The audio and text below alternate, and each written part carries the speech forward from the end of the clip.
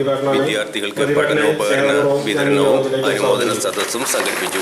DYFI Kunnathara Parakkulam യൂണിറ്റുകൾ സംയുക്തമായി സംഘടിപ്പിച്ച ചടങ്ങിന്റെ ഉദ്ഘാടനം മുൻ എംഎൽഎയും പട്ടികജാതി വികസന കോർപ്പറേഷൻ ചെയർമാനുമായി യുവ പ്രദീപ് നിർവഹിച്ചു. Ward member KM Aziz, KP Sreejayan, Noufal, Amalraj, Krishnakumar, Geetha Radhakrishnan, NB Narayanankutty, AB Noushad, വാസുദേവനും മറ്റ് ഡിവൈഎഫ്ഐ CPM പ്രവർത്തകരും ചടങ്ങിൽ പങ്കെടുത്തു.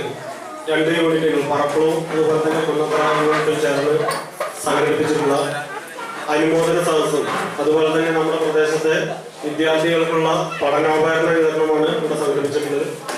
നമ്മുടെ ഈ അനുമോദന സദസ്സ് ഉദ്ഘാടനം ചെയ്യാൻ ഇവിടെ എത്തിയിട്ടുള്ളത് നമുക്കെല്ലാം പ്രിയപ്പെട്ട ഞാൻ മുതിരുന്നില്ല. നമ്മുടെ ഉദ്ഘാടനം ഇവിടെ എത്തിയിട്ടുണ്ട്. നമ്മുടെ പ്രിയപ്പെട്ട പ്രദീപേട്ടൻ അദ്ദേഹത്തെ ഈ പരിപാടി ഉദ്ഘാടനം ചെയ്യുന്നതിനായി ഞാൻ ക്ഷണിക്കുകയാണ്.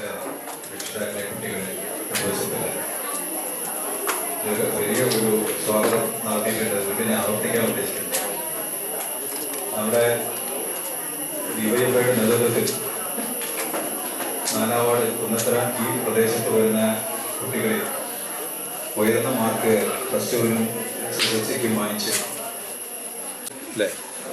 വിതരണവും ആണ് ഇവിടെ സംഘടിപ്പിക്കപ്പെട്ടിട്ടുള്ളത്.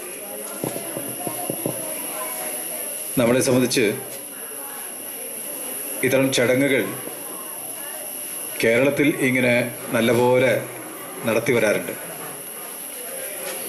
ഇന്ന കുട്ടികളാണ്, അല്ലെങ്കിൽ ഇന്ന വിഭാഗത്തിൽപ്പെടുന്ന കുട്ടികളാണ്, ഇന്ന മതത്തിൽപ്പെടുന്ന കുട്ടികളാണ് എന്നൊന്നും നോക്കണില്ല. ഇവിടെ എല്ലാ കുട്ടികളും അവർ ഈ സമൂഹത്തിന് നല്ല പോലെ പഠിച്ചു വളർന്നു വരണം. പഠിച്ചു വളർന്നു വന്ന് എല്ലാ ആളുകളെയും ഒരേപോലെ കാണണം.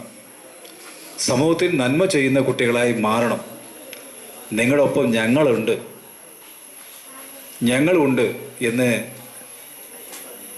ഓർമ്മപ്പെടുത്തിക്കൊണ്ടാണ് ഇതുപോലെ ചടങ്ങ് ഡിവൈഎഫ്ഐ ആവട്ടെ അല്ലെങ്കിൽ CPIM എന്ന രാഷ്ട്രീയ പാർട്ടി ആവട്ടെ, ഞാൻ തന്നെ ഈ അധ്യയന വർഷത്തിൽ ചേലക്കരയിലും തൊട്ടപ്പുറത്തും എല്ലാമായി ധാരാളം പരിപാടിയിൽ പങ്കെടുക്കാൻ പോയപ്പോൾ ഏറ്റവും കൂടുതൽ ഏകദേശം 99% തന്നെ പറയാം ഡിവൈഎഫ്ഐയും അതുപോലെ തന്നെ CPIM എന്ന പാർട്ടിയാണ് സംഘടിപ്പിച്ചത്. മറ്റ് സ്ഥലങ്ങളിലും അങ്ങനെ ഞാൻ കണ്ടിട്ടില്ല.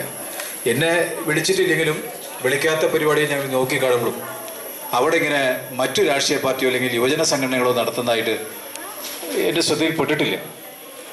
എന്നാൽ എല്ലാ കൊല്ലം